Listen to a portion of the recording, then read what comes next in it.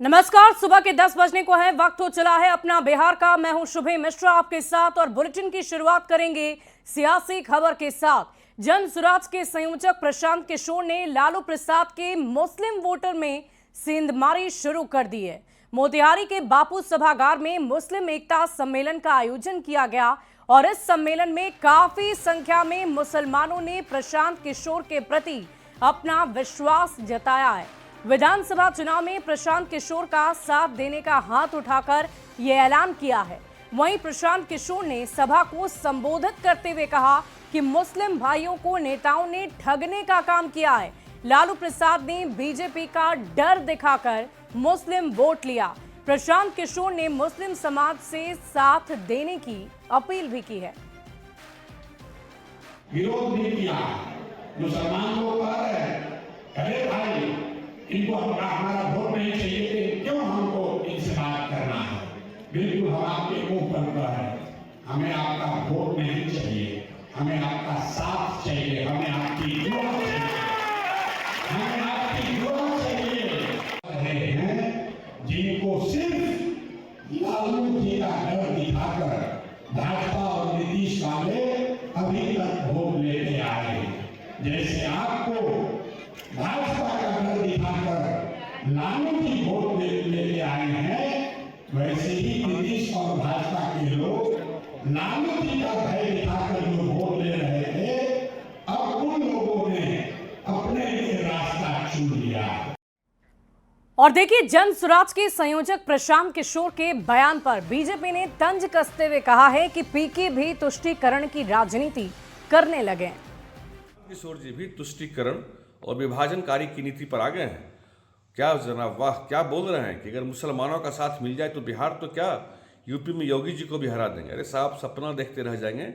अब इस देश में तुष्टीकरण की राजनीति नहीं, सबका साथ, सबका विकास, सबका विश्वास की राजनीति चलती है। और साथ मिला था ना मुसलमानों का बिहार में आरजेडी को। लगातार चुनाव हार रही है आरजेडी बिहार में, कांग्रेस लगातार चुनाव हार रही है, यूपी में लगातार मुलायम सिंह की पार्टी, अखिलेश यादव की पार्टी चुनाव हार रही है। किस मुगालते में हैं आप? देखिए, जन स्वराज पार्टी के प्रमुख प्रशांत किशोर जी का असली चेहरा सामने आ गया है। ये बात तो नेता विरोधी दल श्री तेजस्वी यादव जी हम लोग लगातार कह रहे हैं कि ये बीजेपी की बी टीम बनकर काम कर रहे हैं। सेकुलर वोटों का बिखराव इनका मकसद है, लेकिन ये जो पब्लिक है ये सब जानती है, सबको पहचानती है। 1994-95 में जो हाल आनंद मोहन जी की पार्टी बिहार पीपुल्स पार्टी का हुआ था, वही हाल इस चुनाव में प्रशांत किशोर जी की पार्टी का होना है। बाई इलेक्शन लड़के उन्होंने देख लिया ना, 4 सीट पर उम्मीदवार उतारे, 3 पर जमानत, जब फिर भी भ्रम में जी रहे हैं। मीडिया की उपज है, मीडिया में ही मारे जाएंगे। माननीय प्रशांत किशोर जी, शब्द का चयन राजनीति में मर्यादा के साथ करना चाहिए। किसको ठोक देंगे तो राजनीतिक अपराधी हैं क्या? और आपको इस बात की जानकारी है कि नहीं, क्योंकि आप डेटा एनालिसिस करने वाले लोग हैं। चुनाव आयोग ने 2024 में सैंपल सर्वे बिहार में करवाया तो 4.2% लोग ही जाति के आधार पर वोट करते हैं और 1.1% लोग धर्म के आधार पर वोट करते हैं। तो आप किस बिना में जी रहे हैं कि कोई धार्मिक समूह सामूहिक रूप से किसी को वोट कर देगा? यह असंभव है। विकास सबको चाहिए, विकास की ललक सब में है, विकास की कसक सब में है। और अगली खबर आपको दरभंगा से बताएंगे, जहां विपक्ष की वोटर अधिकार यात्रा शुरू हो गई है। जीवछ घाट से वोटर अधिकार यात्रा की शुरुआत हुई, जिसमें लोकसभा के नेता प्रतिपक्ष राहुल गांधी, प्रियंका गांधी और तेजस्वी यादव सहित कई बड़े नेता शामिल हुए। वोटर अधिकार यात्रा को लेकर महागठबंधन के कार्यकर्ताओं में गजब का उत्साह देखा जा रहा है। इस वक्त की बड़ी खबर आपको दरभंगा से बता रहे हैं, जहां वोटर अधिकार यात्रा में कैसे लोगों की भीड़ उमड़ी है, उसकी तस्वीरें भी आप देख पा रहे हैं। लोकसभा के नेता प्रतिपक्ष राहुल गांधी, प्रियंका गांधी और तेजस्वी यादव सहित कई बड़े नेता इस वोटर अधिकार यात्रा में शामिल हुए हैं। महागठबंधन के कार्यकर्ताओं में गजब का उत्साह देखा जा रहा है। और देखिए, दरभंगा में वोटर अधिकार यात्रा के दौरान नेता प्रतिपक्ष तेजस्वी यादव ने कहा कि जनता का पूरा आशीर्वाद और समर्थन मिल रहा है और जिस हिसाब से वोट की चोरी हो रही है तो जनता जागरूक है और अपनी मत की रक्षा कर रही है। आने वाले चुनाव में भाजपा एनडीए जो भी जोर लगाएगी वो नाकामयाब रहेगी। एनडीए का मतलब नहीं देंगे अधिकार। जनता का पूरा जो है आशीर्वाद समर्थन मिल रहा है और जिस हिसाब से वोट की चोरी हो रही है, जनता जागरूक है, अपने मत की रक्षा करेगी और आने वाले चुनाव में भाजपा एनडीए जो भी जोर लगाएंगे वो नाकामयाब रहेंगे। और एनडीए के लोग, एनडीए का फुल फॉर्म ही है नहीं देंगे अधिकार। बढ़ते हैं अगली खबर की ओर। बिहार के मुख्यमंत्री नीतीश कुमार के सार्वजनिक मंच पर अल्पसंख्यक समाज के पहचान से जुड़े जालीदार टोपी नहीं पहनने पर अलग अलग राजनीतिक चर्चाएं हो रही है और ऐसे में कटिहार के अल्पसंख्यक समाज इस टोपी पॉलिटिक्स को किस तरह से देखते हैं, लोगों से बातचीत की है न्यूज 18 संवाददाता सुब्रत गुहा ने। मुख्यमंत्री नीतीश कुमार द्वारा जालीदार टोपी नहीं पहनने से अब विपक्ष की तरफ से कई सवाल उठाया जा रहा है। एक सवाल ये भी है, क्या मुख्यमंत्री नीतीश कुमार अब मोदी के राह पर चल दिए? सीमांचल के कटिहार जिला है और अल्पसंख्यक समाज के लोग हैं जो नीतीश कुमार के राजनीति को समझते जानते हैं। जरा बात कर लेते हैं। विपक्ष के पास अब कोई मुद्दा रह नहीं गया है। नीतीश कुमार ही एक ऐसे नेता हैं जो मुसलमानों के नेता हैं और 20 साल में जितना कार्य उनके द्वारा मुसलमानों के हित के लिए किया गया है, आज़ादी के बाद किसी सरकार ने, किसी नेता ने नहीं किया है। और नीतीश कुमार जब विकास किया तब किसी ने क्यों नहीं कहा विपक्ष ने कि मुसलमानों का काम कर रहे हैं? उस पर अब सवाल खड़ा करना चाहिए। मुस्लिमों को यह सोचना चाहिए कि बिहार की कोई ऐसा बड़ा इदारा, बड़ा खानका नहीं होगा जहाँ के माननीय मुख्यमंत्री नीतीश कुमार जी गए नहीं होंगे, गमछा भेंट हुआ, टोपी पहने वहाँ, तो उस टाइम किसी को इतराज़ नहीं हुआ। और जब मंच पर पूरे बिहार के मदारिस के उलमा इकराम तशरीफ़ लाए हुए थे उस जगह और टोपी वो स्वीकार किए, अपने पास लिए, उनके बाद जमा खान साहब को उन सब के सामने इज्जत बख्शे, उनको टोपी पहनाकर कि भाई आपके समाज के हमारे स्टेज पे नेता मौजूद हैं, मैं इनका सम्मान कर रहा हूँ। तो इसमें तो लोगों को कहीं आहत होने की आवश्यकता है ही नहीं। देखिए, कटिहार जैसा अल्पसंख्यक इलाका है और जो अल्पसंख्यक समाज के लोग हैं वो इस टोपी के पॉलिटिक्स को अपने ही एंगल से देख रहे हैं और उन लोगों का कहना है कि इससे विकास या अल्पसंख्यक समाज के सम्मान को लेकर कोई हानि नहीं हुआ है और ये एक अपना अपना तरीका है। सुब्रत, न्यूज़ 18 कटिहार। और मध्य प्रदेश के उज्जैन पहुंचे उप मुख्यमंत्री विजय सिन्हा ने कहा कि कालों के महाकाल, सभी काल और संकट को हरने वाले, मां भारती के संतानों को निरोग रखने वाले और भारत के मस्तक को हमेशा गौरवान्वित रखने वाले महाकाल के चरणों में आज हम नमन करने आए हैं। इस दौरान विजय सिन्हा वोटर अधिकार यात्रा पर भी बोले।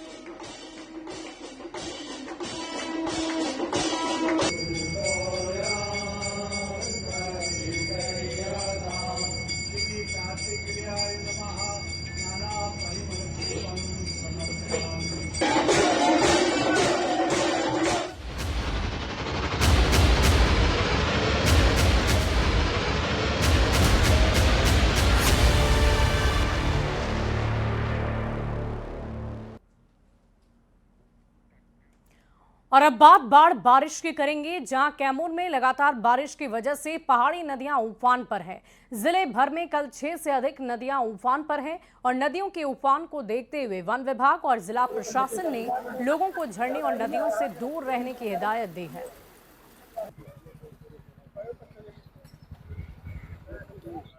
नदी का जल स्तर बढ़ने की वजह से थोड़ी सी बाढ़ जैसी स्थिति हो गई है। एक गांव का रास्ता कट गया है, उस निपरान गांव का, वहां पे हम लोगों ने बोट का प्रबंध हम लोग कर रहे हैं ताकि अभी तुरंत नाव का कनेक्टिविटी रिस्टोर हो सके। सबसे महत्वपूर्ण बात है पत्रकार ये कि इसकी लंबाई ही मात्र 71 मीटर है। मैं इसको नपवा चुका हूँ। जिला पदाधिकारी को कई बार हम लोगों ने कहा, यहाँ के वर्तमान नेताओं को भी हमने कहा, लेकिन अभी तक किसी ने सुध नहीं ली। इसका नुकसान समझिए, व्यावसायिक वर्ग को अलग है, पढ़ने वाले छात्र छात्राओं को अलग है, उसके बाद जितने रोगी हैं उनको अलग है, जितने लोगों को यहाँ से कलकत्ता जाना है, कहीं जाना है, दिल्ली मुंबई, जहाँ ट्रेन पकड़ना है, सभी लोग परेशान हैं। ये आज का नहीं, बहुत पहले से समस्या है। कई लोग इंजरी भी हुआ, कई लोग डूबे भी और इसके पहले गाड़ियाँ भी पलटी, लेकिन सरकार अभी तक मूक दर्शक होकर देख रही है। यहाँ पे पुल बनवाना बहुत जरूरी है। और देखिए, भागलपुर में एक बार फिर से गंगा का जलस्तर तेजी से बढ़ने लगा है। गंगा के बढ़ते जलस्तर ने लोगों की परेशानियां बढ़ा दी है। गंगा किनारे और निचले इलाकों में रहने वाले लोगों को फिर से डर सताने लगा है। इस स्थिति का जायजा लिया है न्यूज़ 18 संवाददाता विकास कुमार सिंह ने। बाढ़ का खतरा अब खत्म हो गया है, लेकिन लोगों की परेशानी कम नहीं हुई है। खासकर शंकरपुर दियारा, चवनिया दियारा और दीनदयालपुर गांव के लोग प्रत्येक साल बाढ़ की मार झेलते हैं और हर साल अपना घर छोड़कर दूसरे जगह पर शरण लेते हैं।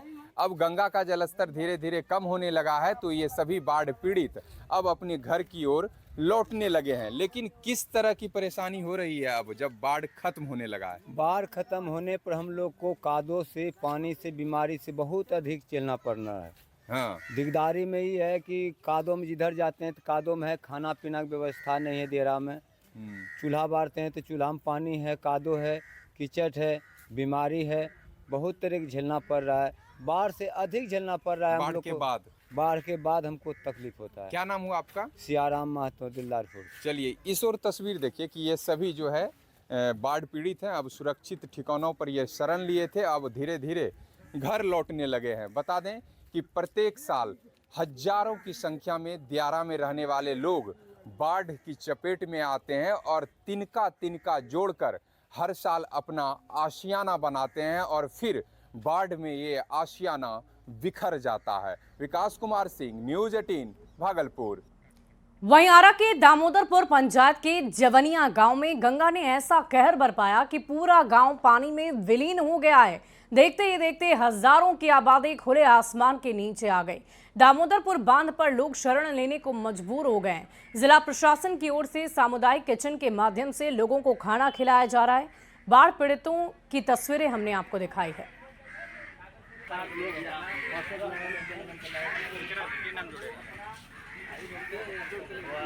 वहीं पटना के दनियावा में कई गांव बाढ़ की चपेट में हैं। 100 से ज्यादा घर में बाढ़ का पानी घुस गया है, जिसकी वजह से उनके खाने और रहने के सामान पानी में समा चुके हैं। लोग यहां से पलायन करने को विवश हो गए हैं। जो लोग गांव में बचे हैं वो छत पर अपना आश्रय बना रखे हैं। जल प्रलय की यह हालत लोकाइन और कारूरुआ नदी के उफान की वजह से हुई है। प्रशासन और स्थानीय जनप्रतिनिधियों की तरफ से कोई मदद नहीं मिलने पर लोगों में गहरी नाराजगी देखी जा रही है। दनियामा प्रखंड के एमन बिघा में और एमन बिघा के लोग डूब रहे हैं और प्रशासन इन पर कोई ध्यान नहीं दे रही है। आप देख लीजिए कितने पानी में ये लोग हैं। तस्वीरों में आप देख लीजिए, इनको देखिए कितना पानी है और इस पानी में आना जाना कर रहे हैं। घर भी जो है घर के दरवाजे पे लगा हुआ है, घर के अंदर भी लगा हुआ है पानी। हम इधर कहेंगे घुमाकर दिखाने के लिए। देखिए लोग घर छोड़ करके यहाँ से जो है चले गए हैं, पलायन कर गए हैं। यहाँ पर लोग रहना इसलिए नहीं चाहता है क्योंकि घर में लोगों के पानी घुसा हुआ है। कितना पानी घुसा हुआ है? भर छाती है।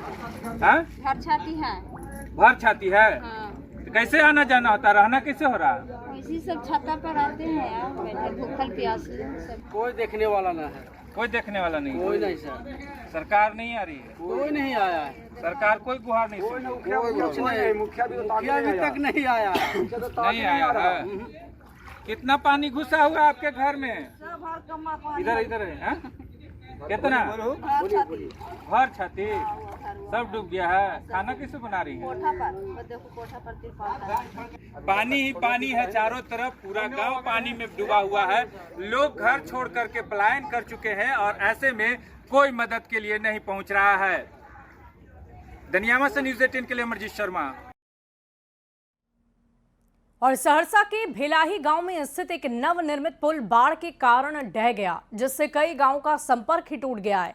डीएम ने कहा है कि मैंने इस संबंध में ग्रामीण निर्माण विभाग के कार्यपालक अभियंता से बातचीत की है और बाढ़ के कारण पुल और सड़क ढह गई है।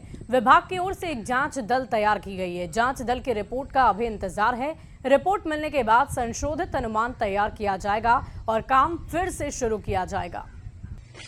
ये हमारे संज्ञान में है। इस पुल और रोड के बारे में जिसकी आप चर्चा कर रहे हैं, यह हमारे संज्ञान में है। मैंने कार्यपालक अभियंता ग्रामीण कार्य विभाग से इस संबंध में बात भी किया है। उनके द्वारा बताया गया है कि अप्रत्याशित बार जो डिज़ाइन इन लोगों का जो पुल है वो बॉक्स कल्वर्ट डिज़ाइन है 3 स्पैन का। तो जितने का डिज़ाइन था, जितने डिस्चार्ज का, उससे ज़्यादा फ्लड आने की वजह से वो पुल ध्वस्त हुआ। और देखिए पटना के फतुहा और दनियावा प्रखंड में फल्गु, धोबा, महातमाइन, कररुआ और भतही नदियों के जलस्तर में वृद्धि से बाढ़ जैसे हालात बन गए हैं। NH 30A के दोनों ओर का इलाका जलमग्न हो गया है, जिससे हजारों हेक्टेयर खेतों की फसल बर्बाद हो गई है। कई गांव में पानी घुस चुका है और ग्रामीणों का संपर्क प्रखंड मुख्यालय से टूट चुका है। मोमिंदपुर पंचायत के गांव पूरी तरह से प्रभावित है। ग्रामीण मवेशियों के साथ सड़क किनारे रहने को मजबूर हैं और अब तक ना तो नाव की मुकम्मल व्यवस्था हुई है और ना ही कोई राहत सामग्री पहुंची है।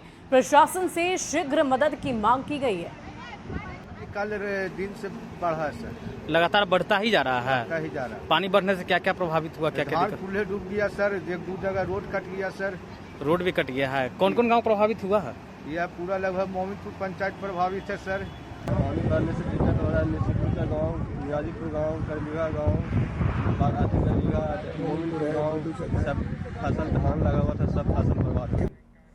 और देखिए बिहार में मानसून ने उतार चढ़ाव जारी रखा है, जिसको देखते हुए मौसम विभाग ने 13 जिले में बारिश को लेकर अलर्ट जारी कर दिया है। 2 दिन तक बिहार के कई जिले में बारिश की आशंका जताई जा रही है। पटना में आसमान साफ है और बारिश की संभावना जताई गई है। मौसम का हाल बता रहे हैं न्यूज 18 संवाददाता आनंद अमृतराज। बिहार में मानसून में उतार चढ़ाव देखा जा रहा है और आज मौसम विभाग ने भविष्यवाणी की है कि बिहार के लगभग 13 जिलों में आज येलो अलर्ट जारी किया है, यानी कि बिहार के 13 जिलों में ठीक ठाक बारिश होने की संभावना जताई गई है।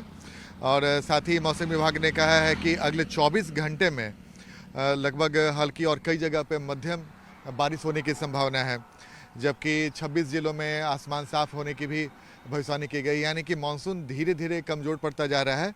लेकिन वहीं दूसरी तरफ मौसम विभाग ने ये भी भविष्यवाणी की है कि पिछले 2-3 दिनों से लगातार गर्मी देखी जा रही थी, लेकिन मौसम विभाग ने इस बीच में भविष्यवाणी की है कि 27 अगस्त से, यानी कि आज से एक बार फिर मानसून के मजबूत होने की संभावना जताई गई है। और 28 और 29 को पूर्वी और दक्षिण बिहार के कई हिस्सों में भारी बारिश होने का अलर्ट भी जारी किया गया है।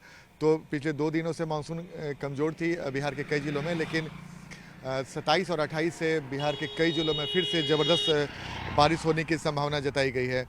वही अब तक लगभग 741 mm बारिश होनी चाहिए थी, लेकिन लगभग 544 mm ही बारिश हुई है और 8 जिलों में तो सामान्य से भी कम बारिश हुई है। तो जाहिर सी बात है कई इलाकों में बारिश अच्छे होने से फसल काफ़ी अच्छी हुई है। वहीं दूसरी तरफ कई जिले ऐसे हैं जहां पे अच्छी बारिश नहीं होने की वजह से फसल पे भी काफ़ी असर पड़ा है। बहरहाल और 28 और 29 को भी राज्य के कई जिलों में भारी बारिश हो सकती है, जिससे किसानों को राहत मिलने की संभावना है। तो बहरहाल मौसम में उतार चढ़ाव जारी है और आज से एक बार फिर से बारिश होने की संभावना जताई जा रही है। कैमरामैन दीपक के साथ आनंद अमृतराज, न्यूज 18 नेटवर्क, पटना। और बढ़ते आगे इस वक्त की एक बड़ी खबर का रुख कर लेते हैं। खबर कटरा से आ रही है। कटरा में मां वैष्णो देवी ट्रैक पर हुए लैंडस्लाइड से मरने वालों का आंकड़ा लगातार बढ़ता ही जा रहा है और अब तक 30 लोगों की मौत हो गई है। रियासी के SSP परमवीर सिंह ने मौत की पुष्टि की है। अर्धकुंवारी के पास कल भूस्खलन हुआ था, जिसकी वजह से ये बड़ा हादसा हो गया है। खराब मौसम और हादसे की वजह से फिलहाल यात्रा कल तक के लिए रोक दी गई है। बड़ी खबर आपको बता रहे हैं, वैष्णो देवी ट्रैक पर भूस्खलन हुआ था।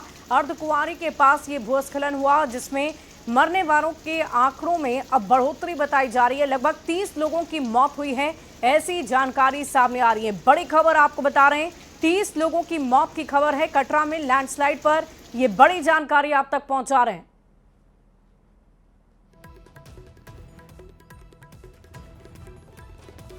और देखिए जम्मू शहर में सैलाब से हाहाकार मचा हुआ है। तवी नदी के बेकाबू होने से कोहराम मच गया है। नदी में बिजली की रफ्तार से पानी बहता हुआ नजर आ रहा है। रोंगटे खड़े कर देने वाली लहरों की जद में जो कुछ भी आया वो उनके साथ ही बह गया। तवी नदी पर बना चौथा पुल भी सैलाब की तेज धार के चलते धंस गया है। हादसे से पहले उस पुल से लगातार गाड़ियों का आना जाना लगा हुआ था और यही वजह रही कि सड़क धंसने से जो गड्ढा हुआ उसमें कई गाड़ियां गिर भी गई है। एक गाड़ी तो आधी से ज्यादा उसमें समा ही गई, जबकि उसके अलावा भी 2 गाड़ियां हादसे का शिकार हुई है। हालांकि पुलिस ने आसपास मौजूद लोगों की मदद से फौरन गाड़ी में सवार लोगों को बाहर निकाल लिया। इसके साथ ही उस पुल पर लोगों के आने जाने पर रोक लगा दी गई है। नदी किनारे शहर के कई हिस्सों में तबाही मची है। कई इलाकों में पानी भर चुका है, जिसकी तस्वीरें हम आपको आपकी टीवी स्क्रीन पर दिखा रहे हैं। जम्मू में सैलाब से कैसे हाहाकार मचा है, ये तस्वीरें आप देखिए। और इसी बीच एक बड़ी खबर का रुख कर लेते हैं। सीएम नीतीश कुमार अपने आवास से बाहर निकले हैं, रूटीन हेल्थ चेकअप के लिए निकले हैं। बड़ी खबर आपको बता रहे हैं, बिहार के मुख्यमंत्री अपने आवास से बाहर निकले हैं। तस्वीरें हम आपको दिखा रहे हैं। इस गाड़ी में बिहार के मुख्यमंत्री नीतीश कुमार बैठे हुए हैं। बताया जा रहा है कि अपने रूटीन हेल्थ चेकअप के लिए बिहार के मुख्यमंत्री निकले हुए हैं। इस वक्त की बड़ी खबर आपको बता रहे हैं, दिल्ली से ये बड़ी जानकारी आपको बता दें कि कल ही बिहार के मुख्यमंत्री नीतीश कुमार दिल्ली आए हैं और एनडीए के उपराष्ट्रपति उम्मीदवार सीपी राधाकृष्णन से उनकी मुलाकात होनी थी। और इसी के बाद अब यह खबर सामने आ रही है कि आज सुबह सुबह अपने रूटीन हेल्थ चेकअप के लिए अपने आवास से बाहर निकले। और इस पूरी खबर के अधिक जानकारी के साथ न्यूज़ 18 संवाददाता दिल्ली से अमितेश सिंह हमारे साथ फोन लाइन पर हैं। अमितेश, क्या कुछ जानकारी है आपके पास? देखिए, एक चीज मैं स्पष्ट कर देना चाहता हूं कि जो सूत्र हमारे बता रहे हैं दिल्ली में, उसके मुताबिक मुख्यमंत्री नीतीश कुमार केवल रूटीन हेल्थ चेकअप के लिए ही दिल्ली आए हुए हैं। अभी तक उनकी किसी भी तरह की राजनीतिक मुलाकात की खबर सामने नहीं आ रही है। जो हमारे सूत्र बता रहे हैं उसके मुताबिक routine health checkup Nitish Kumar का हो रहा है और इसके लिए दिल्ली एम्स पहुंचे हैं नीतीश कुमार। 3 डॉक्टरों से उनका अपॉइंटमेंट है और ENT डिपार्टमेंट में भी वहां पर जा करके डॉक्टर से मुलाकात करेंगे। उसके अलावा बाकी उनका चेकअप जो रूटीन चेकअप होता है, समय समय पर मुख्यमंत्री नीतीश कुमार दिल्ली आते रहते हैं अपना हेल्थ चेकअप कराने के लिए। उसी कड़ी में दिल्ली पहुंचे हैं। कल शाम वो दिल्ली आए और दिल्ली एयरपोर्ट से कल शाम सीधे अपने आवास गए, जो कामराज लेन स्थित उनका आवास है। वहां पर रात्रि विश्राम के बाद आज सुबह सुबह मुख्यमंत्री नीतीश कुमार एम्स पहुंचे हैं। और चलिए, बहुत बहुत शुक्रिया अमितेश हमारे साथ जुड़ने के लिए। इस पूरी खबर पर आप लगातार नजर बनाए रखें। बढ़ते आगे, पटना पुलिस ने कुख्यात महाकाल गैंग का भंडाफोड़ करते हुए 2 अपराधियों को गिरफ्तार कर लिया है। इनके पास से भारी मात्रा में हथियार, जिंदा कारतूस और नकदी बरामद की गई है। गिरोह का सरगना भोजपुरी कलाकार अभिषेक सिंह बताया गया है, जो सोशल मीडिया पर हथियारों के साथ वीडियो शेयर कर दबदबा कायम करता था। हथियार के इस जखीरे को देखिए, राइफल, बंदूक, रिवॉल्वर और गोलियां ही गोलियां। राइफल की गोली, बंदूक की गोली, रिवॉल्वर की गोली और पिस्टल की गोली, साथ में 500 के नोटों की गड्डियां। ये सब कुछ बरामद हुआ है पुलिस की उस कार्रवाई में जो दानापुर के बेहटा में की गई। पटना पुलिस ने कुख्यात महाकाल गैंग का भांडाफोड़ करते हुए 2 अपराधियों को गिरफ्तार किया है। साथ में बरामद किया है भारी मात्रा में हथियार, जिंदा कारतूस और नकदी। के द्वारा छापेमारी की गई कल रात्रि को और उस छापेमारी में बड़ी मात्रा में हथियार और साथ ही साथ जिंदा कारतूस बरामद किए गए हैं और कैश भी बरामद किया गया है।